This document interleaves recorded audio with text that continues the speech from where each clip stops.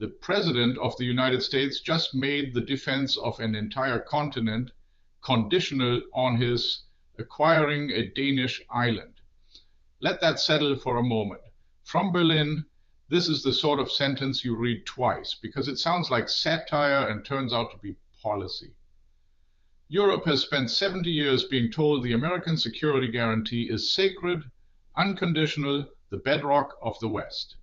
And now we learn the bedrock has a price tag, and the price is Greenland. Here is what was actually said. Aboard Air Force One asked whether he would pull more American soldiers out of Europe, Donald Trump replied, "I haven't made a final decision. A lot will depend on Greenland." And then almost cheerfully, "Maybe I will." Shortly after arriving at the NATO summit in Ankara, he had already declared that the island, which belongs to the Kingdom of Denmark, should in future be controlled by the United States. Now, from where we sit, the striking part is not the ambition.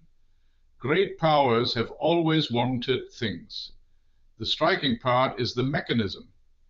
A senior American official framed a takeover of Greenland as the only way to address security risks around the island for the long term.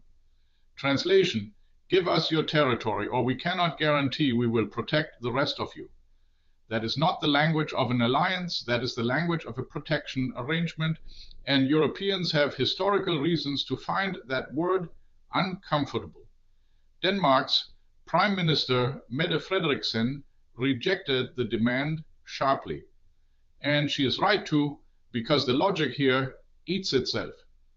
Trump's justification is that Danish territory would otherwise not be safe from Russia and China, and therefore neither would the United States. But Greenland is already inside NATO. It is already covered by Article 5. The threat Washington claims to be solving is the very thing the alliance was built to handle. So the president is proposing to weaken the alliance in order to protect against the danger the alliance already covers. And that contradiction is the real story. For decades, American presidents lectured Europe about burden sharing, about spending 2%, about pulling its weight.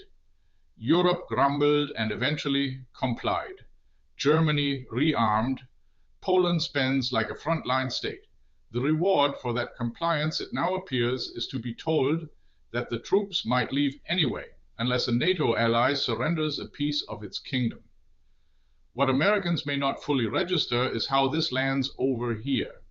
Every time Greenland is dangled as a bargaining chip, the quiet question in European capitals grows louder.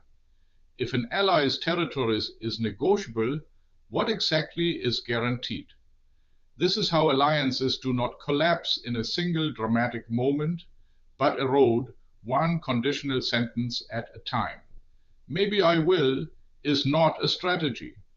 It is, however, a very effective way to make 30 nations wonder whether the umbrella they have relied on comes with fine print. And Europe is now, rather belatedly, reading the fine print. That's the view from here. What does it look like where you are? Drop it in the comments and subscribe for the perspective American media won't give you.